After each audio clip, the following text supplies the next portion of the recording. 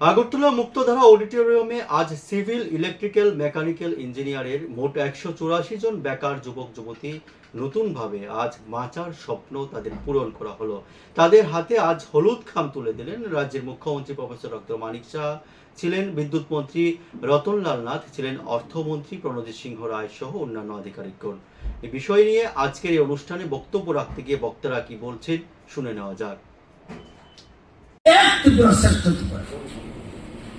কোন সরকার গুজরাট মানি না। আমরা ভারতবর্ষের মধ্যে শ্রেষ্ঠ জায়গা তৈরি করতে হবে। এই স্থানটা নেওয়ার ক্ষেত্রে পরিকাঠামো ডেভেলপমেন্ট ইজ মোস্ট ইম্পর্টেন্ট।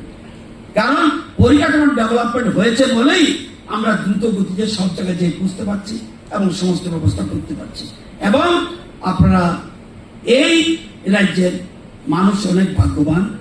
আপনারা ডক্টর প্রফেসর মানিক শাহর মতো একজন মুখ্যমন্ত্রী পেয়েছেন, স্বচ্ছতা রাখছেন। সেই জন্যই আপনাদের বলবো আগামী দিনে ত্রিপুরাকে আরো এগিয়ে নিয়ে যান। আমরা আপনাদের পাশে আছি। কোন রকম ছল চাতুরি আশ্রয় নেবেন না।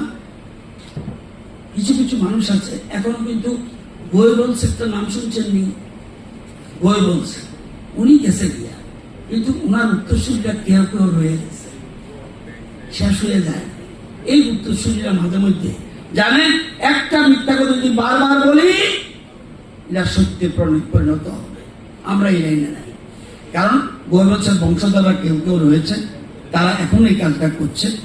আমি আশা করবো আপনারা যারা নূতন অভারপ্রাপক ইঞ্জিনিয়াররা আমাদেরকে, আমরা মন্ত্রী কয়জন? 12 জন। সরকার চালায় না কর্মচারী। আমাদের চাবিকাঠি আপনারা। আমি যে গাড়ি দিয়া লোকটা, আমি যে এই মিটিং এ আসছি, তারা কর্মচারী। মাননীয় মুখ্যমন্ত্রীর সাথে সিকিউরিটি কর্মচারী।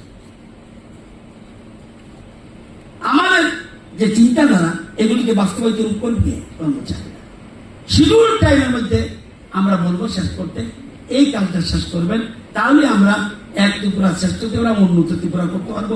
প্রধানমন্ত্রী আমাদের এই রাজ্যের প্রতি স্পেশাল অ্যাটেনশন দিচ্ছে।